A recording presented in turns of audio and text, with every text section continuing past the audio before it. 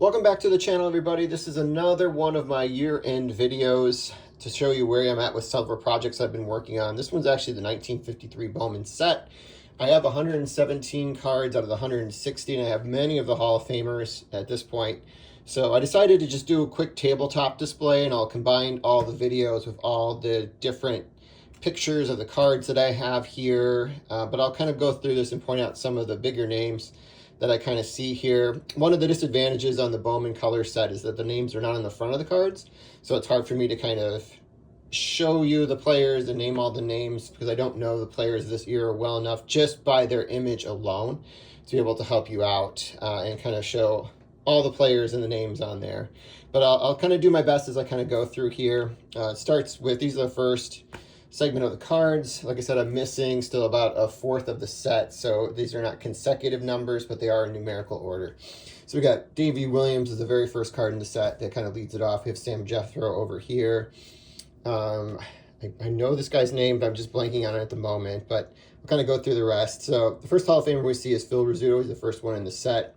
Picked it up last year. We have Richie Ashburn, which I got graded last year. We have Carl Erskine, who passed away earlier this year. And I'll get set up with the next one. All right, here's the second image I have here for us to go through. I know that's Bob Friend over there with the Pirates right there. Obviously Nellie Fox with the White Sox. There's Alvin Dark, Joe Garagiola. That was a replacement for me recently. There's good old Mickey Vernon. So just really kind of beautiful picture player images. I think not having the names in the front is also one thing people like about these images. They just look like really great color photographs from this era. So it's also one of the reasons I like the set too. I think the 53 along with, as I mentioned, 34 in one of my last videos are probably the two best years of like vintage cards in my opinion, because you have a lot of variety between the sets that are available and just they're all really great. All right, image number 3's got some of my favorite cards in the set featured here. So starting with Smokey Burgess up here in the corner. Then we have Phil Cavarretta. I think that time was just a manager for the Cubs, but he was the 45 MVP, MVP if I'm not mistaken, with the Cubs team that went to the World Series that year and lost to Detroit. We've got Stan Musial, obviously one of the most popular cards in this set.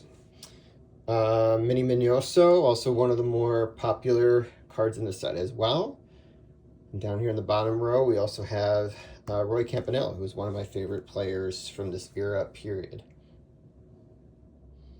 This is another fun row too, so we got a lot of former MVPs that are featured in here. We have Hank Sauer, who won it in 52 with the Cubs, and Marty Marion, who won it in 44 with the St. Louis Cardinals at that time. Here he is managing the Browns.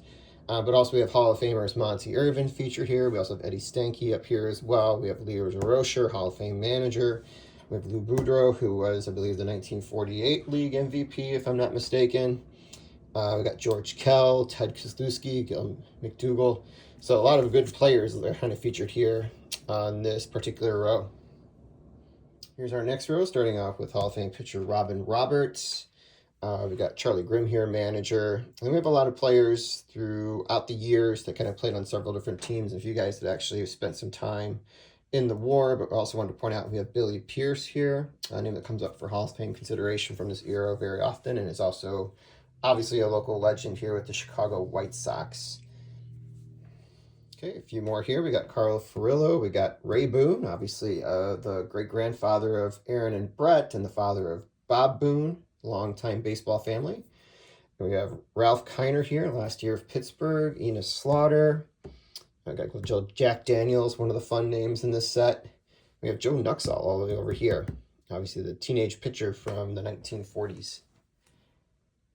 All right, here's another fun row with a lot of Hall of Famers featured in it. We have Gil Hodges with the only player image card that wasn't taken at the Polo Grounds or Yankee Stadium. We have the dual player card of Martin and Rizzuto here.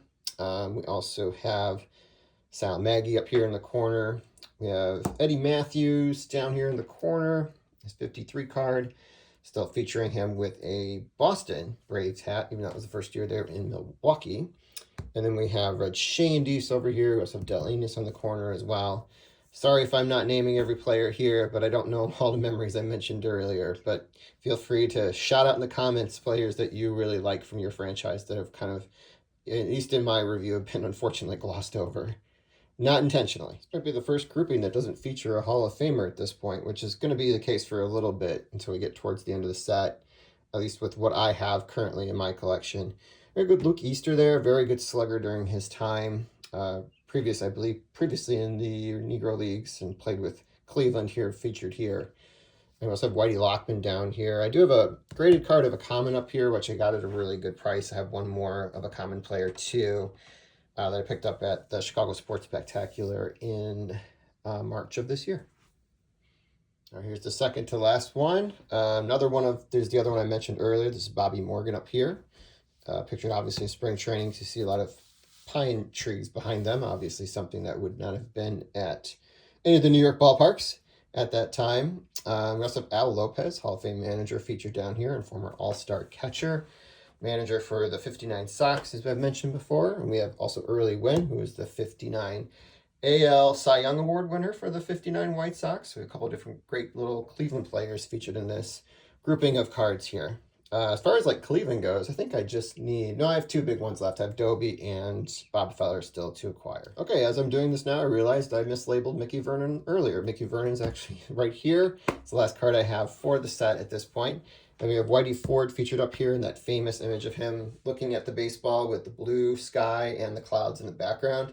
I'd say he and Schneider have two of the more beautiful cards that are kind of taken in that way. I don't have the Schneider yet, but I hope to be able to acquire it soon.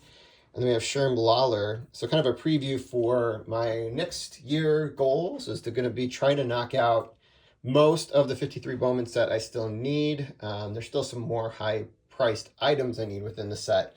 But I have a lot of commons I need and still some stars that I probably can acquire for maybe 150 or less, either graded or ungraded, and get the grade later. So that's kind of what I want to be able to try and do during this coming year.